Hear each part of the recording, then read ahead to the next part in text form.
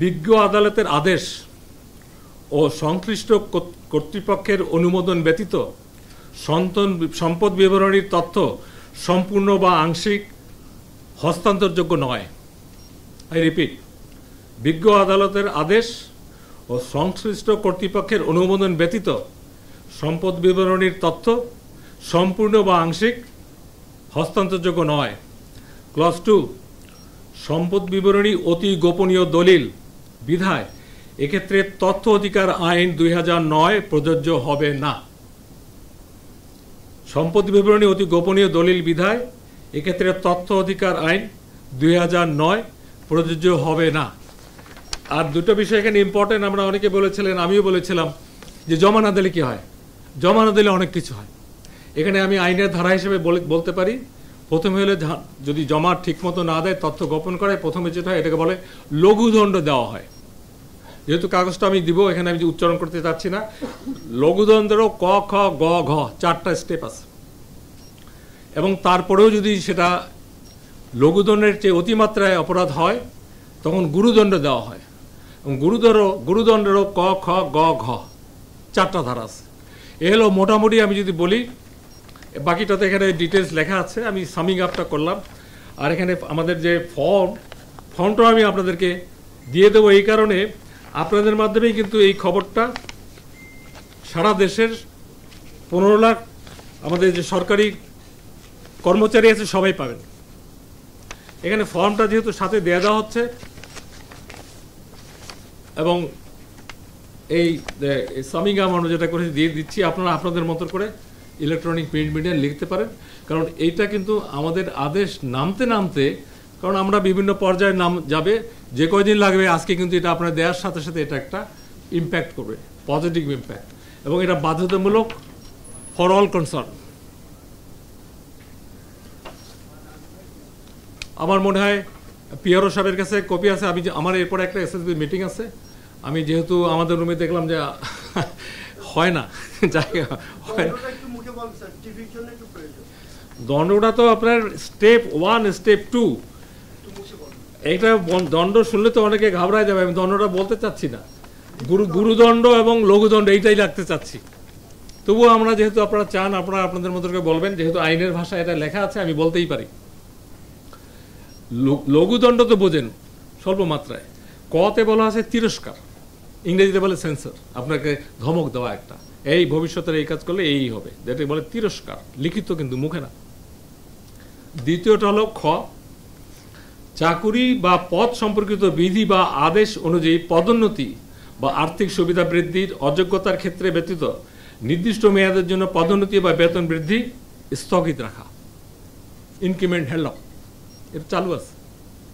গ, কর্তব্য অবহেলা বা সরাসরি আদেশ অমান্য করিবার কারণে সংশ্লিষ্ট অফিসারের আর্থিক ক্ষতির সম্পূর্ণ অংশ বা উহার অংশবিশেষ বেতন বা আনুতাসিক হইতে আদায় করা। এটা হলো আইনি ভাষায় জন্য এইভাবে লেখা, আদায় করা। ঘ, বেতন গ্রেডের নিম্নতর ধাপে অবনমিতকরণ, স্কেলের লাস্ট স্কেলে নামায় দেওয়া, এগুলো এখন চালু আছে, এগুলোকে আমরা বলি লঘুদণ্ড। আর এটার মাত্রার একটা পর্যায়ে গেলে তখন গুরুদণ্ড হয়। গুরুদণ্ড 4টা আছে, আপনারা জানতে চাইলেন, দেখে আমি স্পেল আউট করতেছি, বলছি। ক, নিম্ন পদ বা নিম্ন বেতন গ্রেডে অবনিয়মিতকরণ, যে পদে আছে তার চেয়ে 1 স্কেল নামানো, যে গ্রেডে আছে তারকে 1 স্কেল গ্রেডে নামানো, এটা হলো গুরুদণ্ড। খ, এটার গুরুত্ব বুঝে আইনানুগভাবে বাধ্যতামূলক অবসর প্রদান। It depends on the gravity of the offense. গ, চাকরি হইতে অপসারণ। ঘ, চাকরি হইতে বরখাস্তকরণ। এগুলো হলো আইনের বিধান, বাংলায় লেখা আছে, আপনারা এটা পাবেন। তবু আপনারা বললেন যে আমাকে বললে ভালো হয়, এই জন্য আমি বলে দিলাম।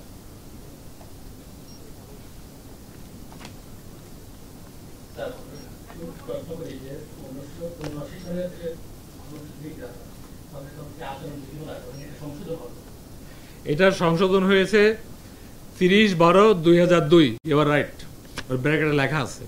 মূল আইনটা হলো 1979, আর সংশোধিত হলো 30/12/2002। আপনারা চাইলে এই সংশোধনী নিতে পারেন, এটা তো পাবলিক মেটাল। জি,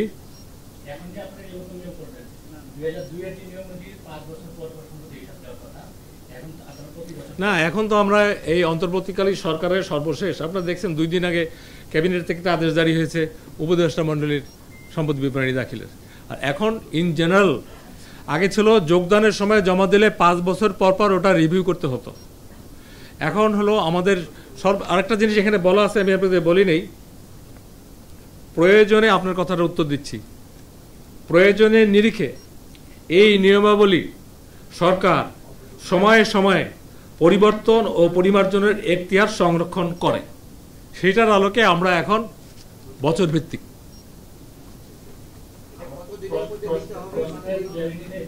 আমি ওনার কোশ্চেনটা ভেরি ক্লিয়ার, কতদিনের মধ্যে? এখন প্রতি বছর আপনারা জানেন 10B ফর্ম নিয়ে কথা হয়, আমাদের যে ট্যাক্স রিটার্ন দাখিল করে এটা নিয়ে কথা হয়, সেটা হলো নভেম্বর মধ্যে থাকে, ম্যাক্সিমাম বাড়ে 31, এটা অর্থ বছরে।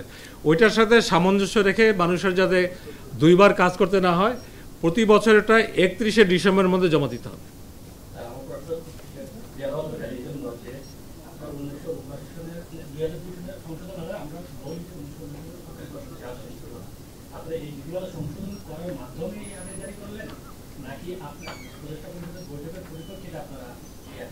না, এটা তো আপনি একটা বলতে পারেন যে 5 বছরের জায়গায় 1 বছর কেন করা হচ্ছে। বিধিমালা তো সংশোধিত হয়ে আছে, আমি যেটা বলি 2002 সাল, সেখানে যে সংশোধন আছে সেটার আলোকেই করা হয়েছে। তখন একটা ছিল 5 বছর পর পর, এখন এই সরকার অন্তর্বর্তী করা এসে যেটা করেছে বছর বছর, এটা আমাদের সকলের জনস্বার্থে। যেটা করা দরকার, যেটা করা আপনি যেটা জানতে চাচ্ছেন, ডান।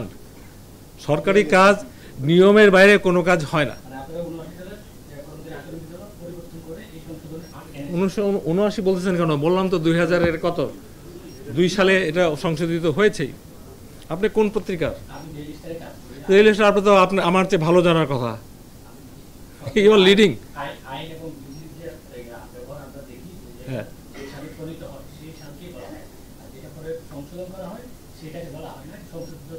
হ্যাঁ,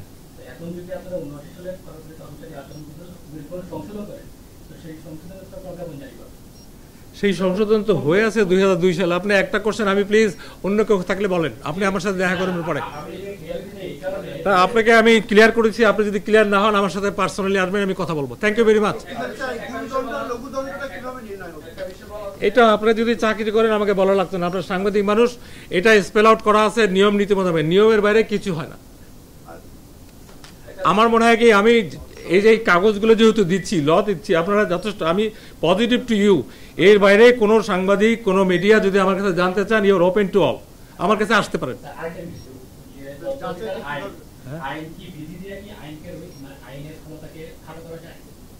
আমি আপনার এগুলো টু বি ফ্র্যাঙ্ক, যে ফান্ডামেন্টালগুলো কোশ্চেন করতেছেন, আপনি আসেন, আমি কথা বলবো। Thank you very much. আমার একটা এসএসজি মিটিং আছে। জি, হ্যাঁ,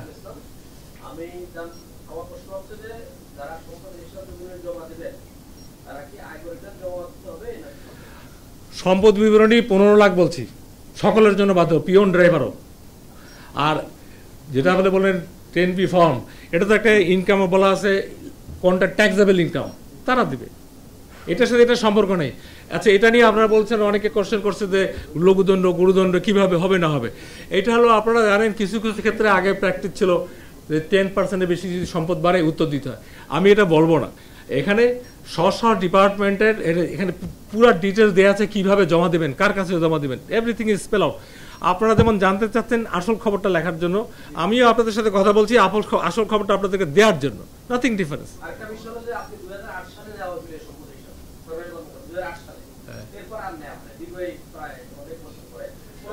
2008 সালের পরে না, এখন আমরা যদি বলি 2008 সাল থেকে, আমরা বলি যে 2024 সালের 8ই আগস্ট এই সরকারের ফরমেশন, এবং লাস্ট সরকার ছিল 5ই আগস্ট, মাঝেরটা আমি আপনারা যেভাবে ব্যাখ্যা করেন, সেখানে এই সম্পদ বিবরণী দেওয়া না দেওয়া এগুলো আপনারা আমাদের চেয়ে ভালো জানেন। সেটা নিয়ে আমি কথা বলা আমার জন্য আমি মনে করি এখন থেকে অন অ্যান্ড নাও, যেমন আমি বলে দিচ্ছি 2024 সালের বিষয়টা 30শে নভেম্বরের মধ্যে জমা দিতে হবে। আর এরপর থেকে প্রতি বছর যাতে বারবার এটা বলতে না হয়, আইনটা চেঞ্জ করতে না হয়, প্রতি বছরের 31 ডিসেম্বরের মধ্যে জমা দিতে হবে। এবং দেওয়ার প্রসিডিউর কাকে কি, আমাদের এই খবরটা ডাউনলোড হতে হতে কয়েকদিন লাগবে। আর আপনারা এই মেসেজ দেওয়ার সাথে আজকে সবাই জেনে যাবে, অ্যালার্ট হবে। একটাই তো কারণ, এটা দিয়ে দেখবেন যে কিছু কিছু মাত্রায় যারা এই যে আমাদের কি বলবো জায়েন্ট হয়ে গেছিল না, ফাইন্যান্সিয়াল জায়েন্ট, এইটাই বোধহয় বলা ভালো, তারা অন্তত সচেতন হবে। এবং অনেক জায়গায় আমি আশাবাদী দুর্নীতিতে একটা লাগাম টানা হবে, এটা অবশ্যই। যাচাই প্রক্রিয়াটা কিভাবে হবে? যে যখন আমি জমা দিলাম, কেউ একজন জমা দিল, পরে এটা যাচাই প্রক্রিয়াটা কিভাবে? এটা হলো কনসার্ন আমাদের মন্ত্রণালয়ে বলি, আমাদের এখানে মন্ত্রণালয়ে অনেকগুলো উইং আছে, তার মধ্যে একটা আছে বিধি, আর একটা আছে শৃঙ্খলা আইন আপিল। এটা যদি কেউ ভায়োলেট করে এটা শৃঙ্খলাজনিত অপরাধ হয়, এই জন্য ওই শাখায় সব জমা পড়বে। এখানে জমা পড়ার পরে এটা আলটিমেটলি অনলাইনে যাবে। অনলাইনে একটা সময়ের ব্যাপার, বেশি দিন লাগবে না। আপনি স্টারে আছেন, যুগান্তরে আছেন, আমি অনেককেই চিনি। তখন যেটা ঘটবে, আপনি যারা জানতে চাইলেন যে কেমনি বুঝবো যে কত সম্পদ, সেখানে একটা টার্গেট দেওয়া হবে, এর বেশি হলে সিগন্যাল দেবে। এটা আন্ডার প্রসেস, এটা ফাইন্যান্স মিনিস্ট্রি করে। ফাইন্যান্স মিনিস্ট্রি, আমাদের পাবলিক অ্যাডমিনিস্ট্রেশন মিনিস্ট্রি, ক্যাবিনেট, এগুলো আমরাই করি এবং আমাদের এই ক্যাপাবিলিটি হয়েছে, সক্ষমতা। অতএব এগুলো একবারে আমি অনেক, যেমন আমাদের অনলাইন রিটার্ন আগে দাখিল করা যেত না, এখন যায়। এটাও এরপর অনলাইন হলে দেখা যাবে কি যে কার কত সম্পদ কোথায় কখন এমন কিছু ঘটে গেলো যেটা অবিশ্বাস্য, তখন ওই মেশিন আপনাকে ইন্ডিকেট করবে, আপনাকে গ্রিন সিগন্যাল দেবে। আমাদের যেমন মোবাইলে চার্জ দিলে একটা পর্যায়ে সিগন্যাল দেয় না, তোমার ব্যাটারি রিচার্জ করো, ওটা হলো চার্জ করতে বলে, এটা হলো ডিচার্জ করতে বলবে। এই হ্যাঁ,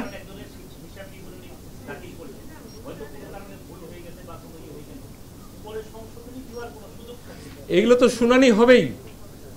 এটা তো সবই ডিসিপ্লিন অ্যাপিল রুলের, এটা ক্রিমিনাল প্রসিডিউর আমরা যাচ্ছি না। আপনি যেটা বললেন ওটা ইমপ্লাইড। তারপরেও যদি কিছু হয় না, এই জন্য লঘুদণ্ড গুরুদণ্ড। লঘুদণ্ড মানে প্রথম আপনাকে একটু মধ্যে মেনে টেনে শুনে টেনে আপনাকে একটা স্টিকার দিয়ে দিল।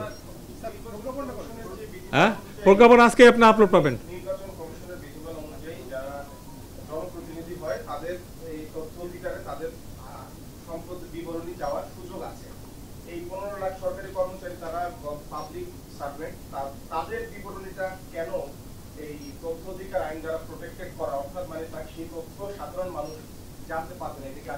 না, এটা ফান্ডামেন্টাল রুল। আপনার কি ব্যাংক অ্যাকাউন্ট আপনার হাজব্যান্ড এটা ওয়াইফকে দেবে, ওয়াইফকে হাজব্যান্ড দেবে? এটা পজিটিভলি দেখেন। যখন যার বিরুদ্ধে কোনো সমস্যা হবে সে প্রোটেক্টেড না। তারপরে আমি বলি, দু একজন এরকম করে নাই, আমাদেরই এক কলিগ আমাদের অনেক জায়গায় ছিল, তারা এমনি নিজেকে সততা প্রকাশ করার জন্য এরকম করেছে, দিন শেষে তার বিপক্ষে গেছে। মূল কথা হলো স্পিরিটটা হলো তার সম্পদ বিবরণী দেওয়া মানে তার একটা লাগাম। তারপরে যদি আনলিমিটেড হয়, তাকে ধরার জন্য সেই ডিপার্টমেন্টালি ব্যবস্থা থাকবে। এটা তো এমন, যেমন আমাদের 39টা মিনিস্ট্রি, তারপরে অধিদপ্তর, দপ্তর, আমি যদি আমার লাইনেই যাই, বিভাগীয় কমিশনার, তারপর হলো ডিসি অফিস, তারপর ইউনো অফিস, এরকম আছে না, এসিলিয়ান অফিস, এরকম নামতে নামতে নামতে আমাদের যেমন শিক্ষা মন্ত্রণালয়কে দিলে, ইউজিসি, অল ভাইস চ্যান্সেলার মাধ্যমে দিলে, সব ইউনিভার্সিটি। এই এমন এক, আপনারা কে যেন জিজ্ঞেস করলেন যে এটা বিজ্ঞপ্তিটা কবে, আজকে আমরা এটা বিজ্ঞপ্তি আপনাদের আমাদের ওয়েবসাইটে দিয়ে দেবো, খোঁজা লাগবে না।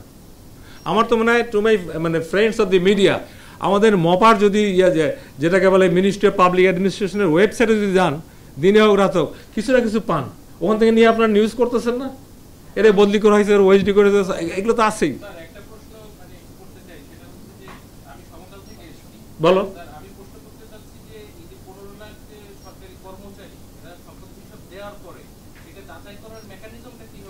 আমি বোধহয় একটু আগে বলছিলাম যে এটা কামিং, এখনো হয়নি, যেটা অনলাইনে হলে মেকানিজমটা অটো হবে। আর এখন কীভাবে হবে জানেন, সকলের পিছে লাগা। আমরা বন্ধুর চেয়ে শত্রু বেশি। দেখবেন দুইটা একটা বাইরে হবে, এটা খোলা হবে, এটা তখন পাবলিক ইস্যু নাই। যেন আপনাদের আগে বলছি, এটা আইন দ্বারা প্রোটেক্ট করা হয়েছে, এটা ফান্ডামেন্টাল রাইট। আপনার কি প্রপার্টি আছে, আপনার পার্সোনাল, আমার কি জানার অধিকার আছে? এটা খুব স্বাভাবিক কথা। আপনারা মিডিয়াতে আছেন, এটাকে পজিটিভলি আমি বলবো কি, এটার ম্যাক্রো কনসেপ্ট 15 লাখ অফিসার কর্মকর্তাকে কখনো যাওয়া সম্ভব হয় নাই, এইবারই প্রথম।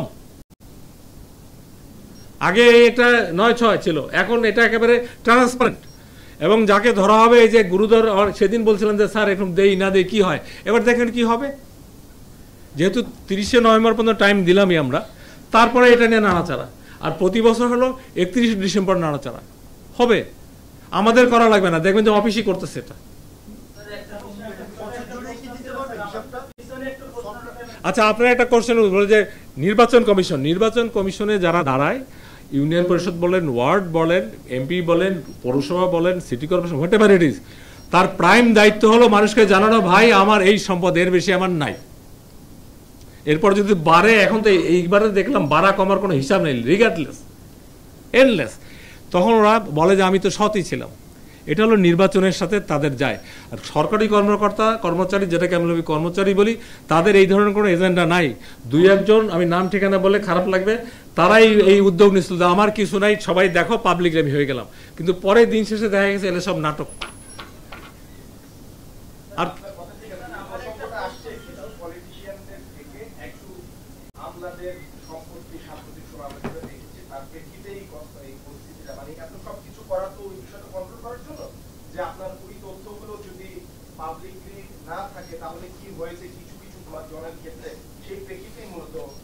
এই এখন আপনার কথা বা আমার একটা প্রশ্ন রিপিট করি, এই যে তথ্য গোপনের যেটা বললাম, যে বিজ্ঞ আদালতের আদেশ যদি কারো মামলা হয়, যদি চায়, এটা পাবলিক হয়ে গেল। সংশ্লিষ্ট কর্তৃপক্ষের অনুমোদন ব্যতীত সম্পদ বিবরণী তথ্য সম্পূর্ণ বা আংশিক হস্তান্তরযোগ্য নয়। পরেরটা কি, সম্পদ বিবরণী অতি গোপনীয় দলিল বিধায়, এটা আইনের কথা। এক্ষেত্রে তথ্য অধিকার আইন 2000 প্রযোজ্য হবে না। কিন্তু কারো বিরুদ্ধে যদি মামলা হয়, অভিযোগ হয়, তখন তার তথ্য আর এটা এই গোপনীয় মধ্যে থাকবে না, তো পাবলিক। তখন আপনারাই প্রকাশ করবেন এই তথ্যের ভিত্তিতে তাকে আদালতে মামলা দায়ের করা হয়েছে, তার বিরুদ্ধে অভিযোগ হয়েছে। এখানে কয়েকটা সংস্থা জড়িত, একটা হলো দুদক, একটা ফৌজদারি মামলা, আরেকটা হলো NBR, তারপরে আমাদের শৃঙ্খলা আপিল, তারপরে হলো আমাদের আর কিছু আছে যেগুলো আমাদের অনেক কর্মকর্তা কর্মচারী অপরাধ করেছে, বাড়ি দখল, ফ্ল্যাট দখল, আপনাদের গাড়ি দখল, মোটরসাইকেল দখল, এরকম অনেক মামলা পেন্ডিং আছে। কোনো মামলায় আমাদের কর্মকর্তারা বাদী, কোনো মামলায় আমাদের কর্মকর্তারা বিবাদী। এগুলো এই আওতার বাইরে, স্বাভাবিক নিয়মে চলবে।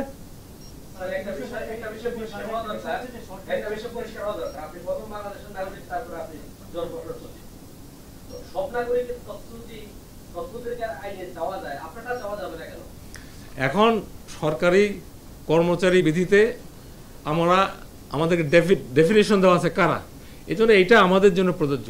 আর ওটা মানা নাই বেসরকারি এবং আমাদের সমস্ত সিটিজেন, ওটা মানা নাই, ওটাও চলতেছে। দুদক তো শুধু সরকারি কর্মকর্তা কর্মীর জন্য, দুদক তো সবার জন্য। কিন্তু দুদক অনেক সময় সেই কাজ করতে পারে না, এটা অনেক সময় পোস্ট অফিস, দেখতেছেন তো আপনারা। আর কি